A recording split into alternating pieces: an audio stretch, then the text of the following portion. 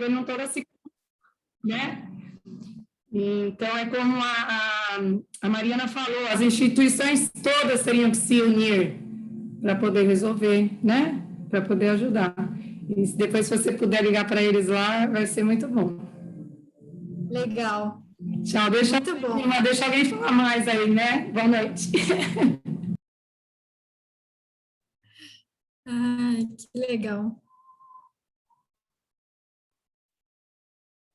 Ô, Adriana, eu até lembrei de um caso muito recente da clínica que teve um assistido que ele não queria receber o dinheiro dele.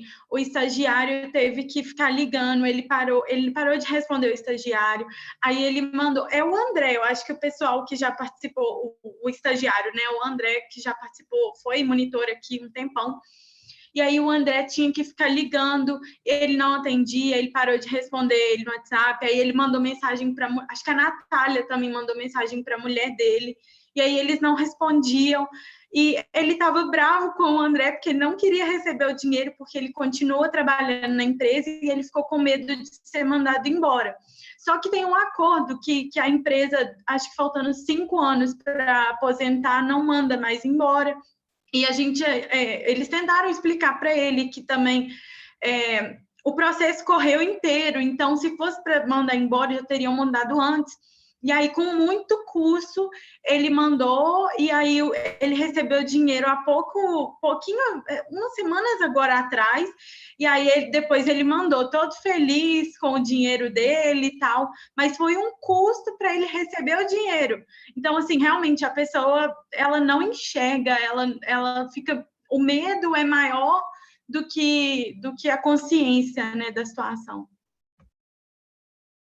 Nossa, que loucura isso, né?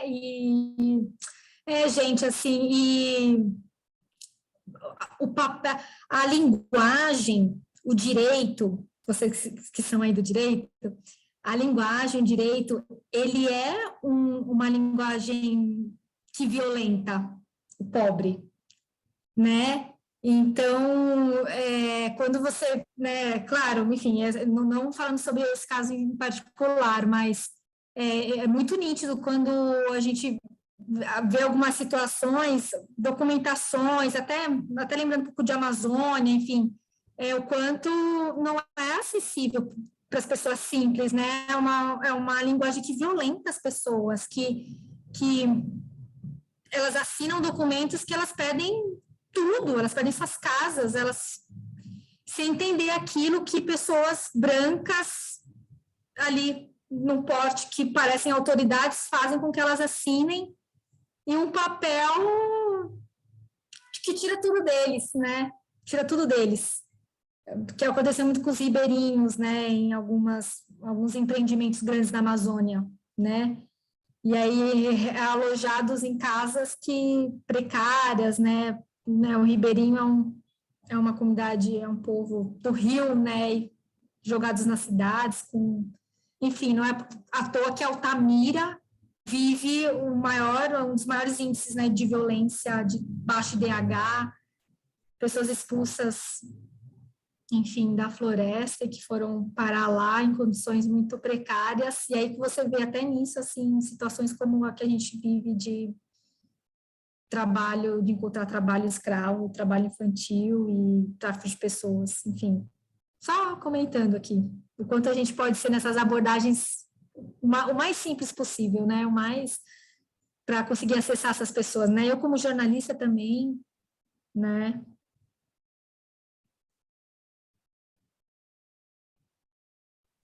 Adriana, vou aproveitar aqui que ficou um silêncio. Vocês estão me escutando, gente? Ah, tá. Ah, a Suane levantou a mão. Oi. Isso, sou eu, Adriana Suane. Claro que eu acho que todos nós aqui recebemos denúncias, passamos por situações que a gente pode, né, jogar para a grande imprensa.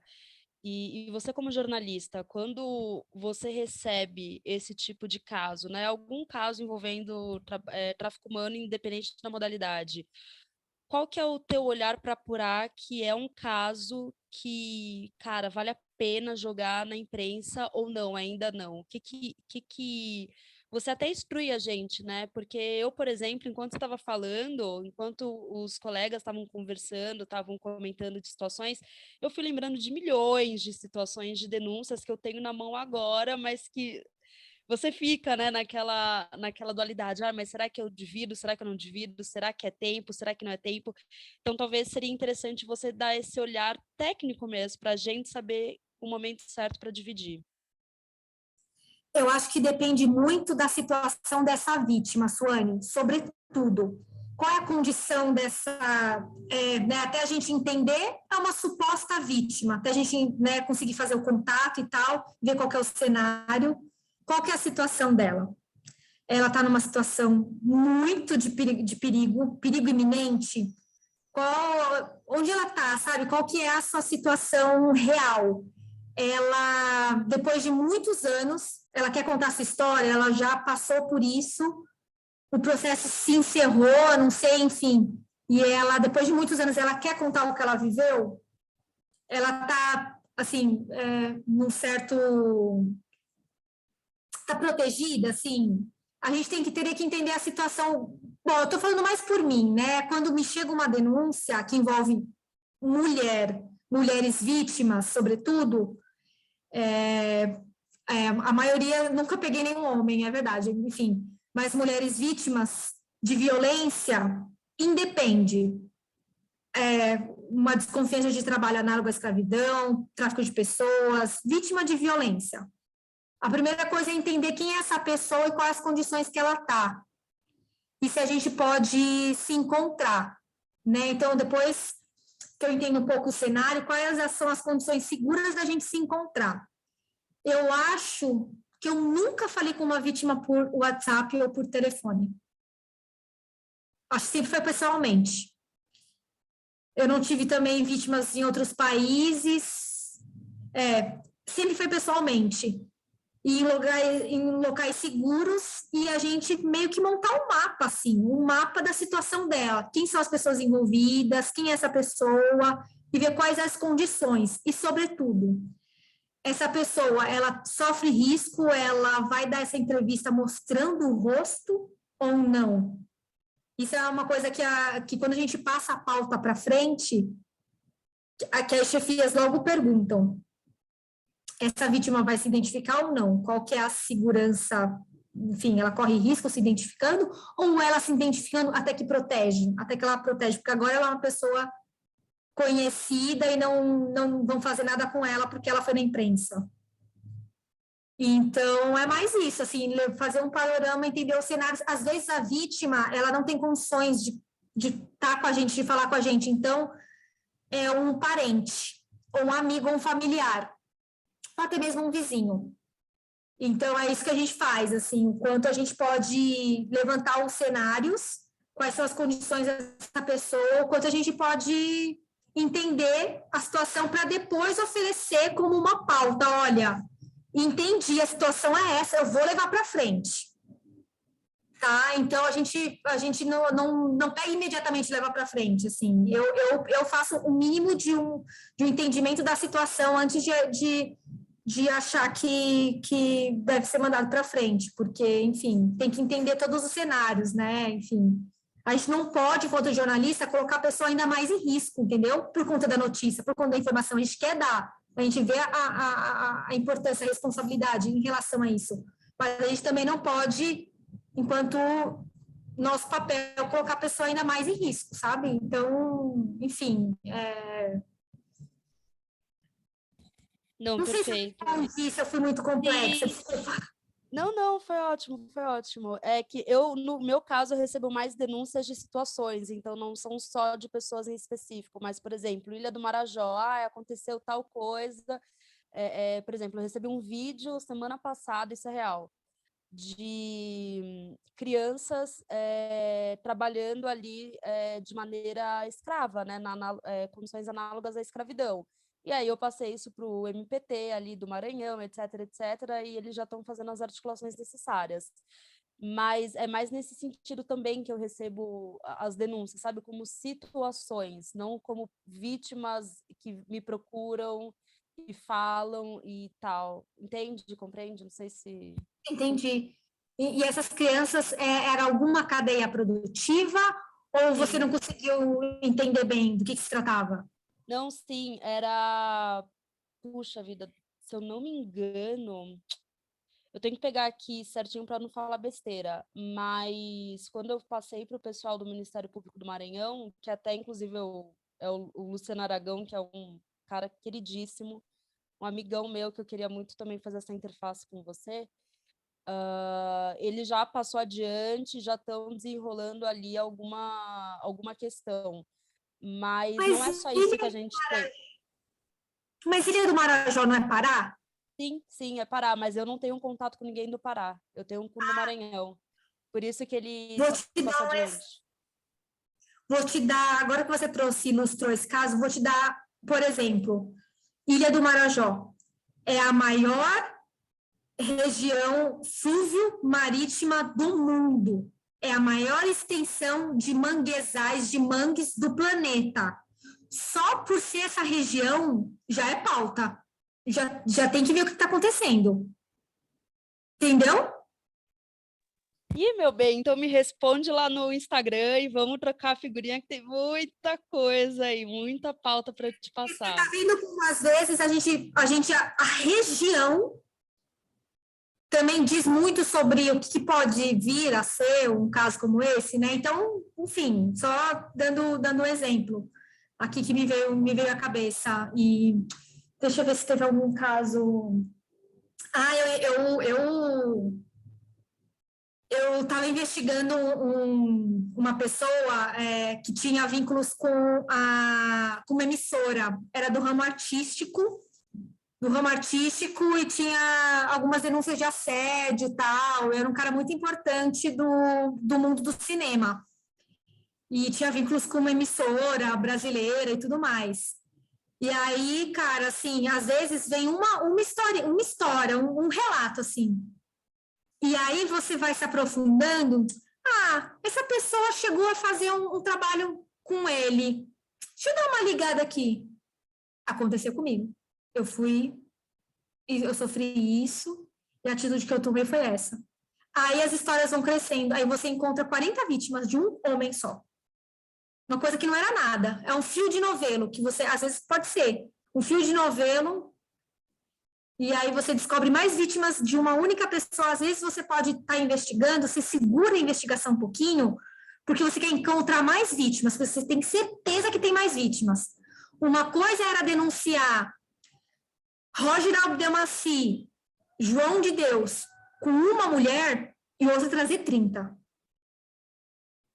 Né?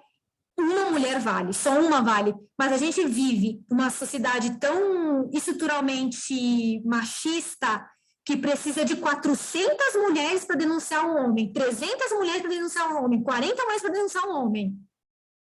É isso que a gente está vivendo, né? A gente só está vendo essas grandes pessoas sendo presas, né? Respondendo judicialmente, quando você tem dezenas de mulheres, né? O caso do Harvey Weinstein, né? De Hollywood, porque já tinham 3 mulheres denunciando, precisou vir 30 para que ele respondesse judicialmente. Então, é uma loucura isso, mas outros caminhos são esses também, assim, de você, às vezes, fortalecer a denúncia, segurar um pouquinho para aprofundar e fortalecer a sua investigação, trazendo mais vítimas. Enfim, só...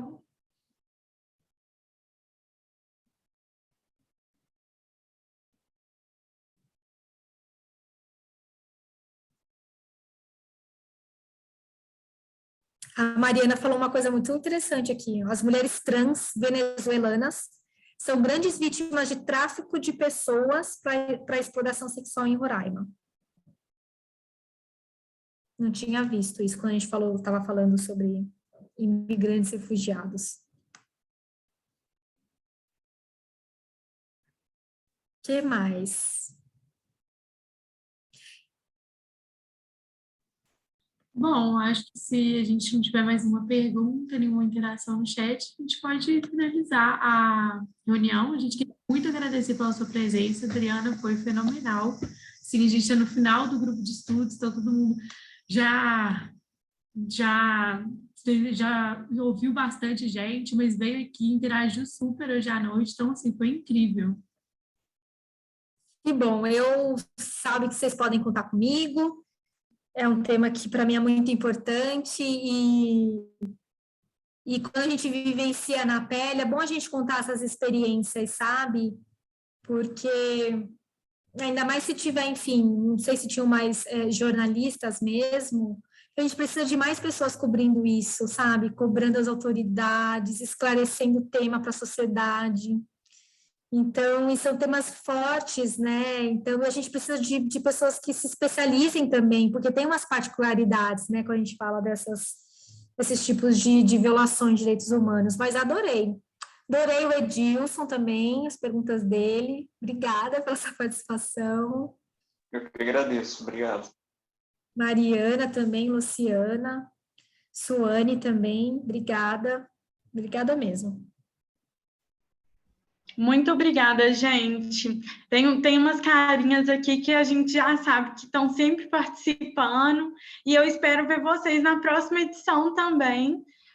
Deixem sugestões, se quiserem mandar também no WhatsApp para mim, para a Mari, para a Natália, para as próximas edições de convidados, a gente está pensando em alguma coisa bem legal. E é isso, é sempre muito bom estar com vocês aqui. Adriana, você foi maravilhosa, a gente amou demais, demais mesmo. E é isso, gente. Até o semestre que vem, a gente espera que vocês tragam pessoas e que vocês também estejam aqui com a gente, tá bom? Obrigada. Obrigada, gente. Boa noite. Obrigada e parabéns, meninas. Foi excelente tudo.